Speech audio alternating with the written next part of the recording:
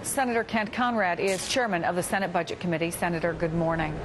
Good morning. You started working on this issue well before it was in the headlines, along with other members of the bipartisan Gang of Six. As you know, Paul Ryan says $6 trillion. We just had Congressman Mick Mulvaney on. He's one of the new Tea Partiers. He says $9 trillion. What's your number? The number of the commission on which I served, bipartisan, in fact, the only bipartisan plan that's emerged from anywhere, called for $4 trillion of savings over 10 years. That would get us back on track. That would put America in a very strong position going forward and get our debt under control. How do you get to that number? Because it's clear that even among many Republicans, that $6 trillion number isn't going to fly.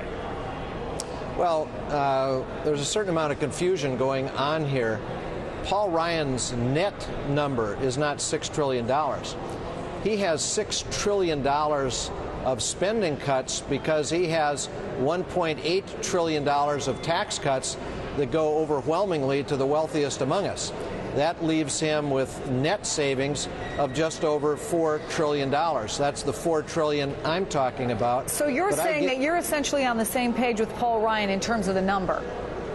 In terms of the overall amount of debt reduction that's required, yes, we are very close. I would salute him for coming up with a net package that is about what is required. Where I have strong differences is the first thing he does is dig the hole much deeper by having over $1 trillion, well over $1 trillion of tax cuts that go overwhelmingly to the wealthiest among us. And, you know, I don't think that's the way to begin to solve the problem. As a result, he has truly draconian cuts in Medicare, in Medicaid, in the other health care accounts. He cuts over $2 trillion just in the health care accounts. He takes about 40% of the federal government and eliminates it.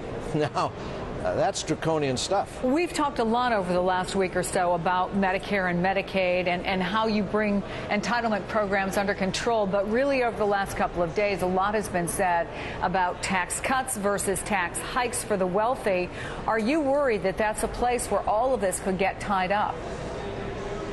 Well, all of this can get tied up in any number of ways. Look what the commission came up with.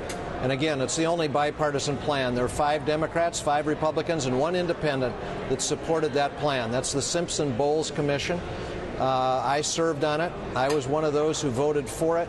We had a balanced plan, one that called for spending cuts and additional revenue. But we did the revenue piece in a different way. We did it through tax reform, through reducing the exclusions, the credits, the special preferences in the tax code. And with that money, we both reduced rates to make America more competitive, and we raised additional revenue to reduce the debt, along with spending cuts and discretionary spending, as well as entitlement reform, all of which, in my view, are going to be required. Mr. Ryan just operates on the spending cut side of the ledger. He does not operate across the broad spectrum that includes all of the entitlements, as well as spending on domestic priorities and revenue. And we're waiting to hear the details from the president today. We'll see if we get them. But he's taken shots from both sides. Folks who have said he needed to get into the fray with specifics even before now. What do you most want to hear from him and least want to hear from him today? What I most want to hear from him is that we need a package of about $4 trillion of debt reduction over the next 10 years to get America back on a strong course, that it ought to be a comprehensive package with everything on the table, that it ought to be balanced and fair, asking all Americans to give up a little something in order to advance the national interest in a way that will secure a better economic future for all of us. And if he says less than that, if he comes up with a number that's been below that, will you be disappointed?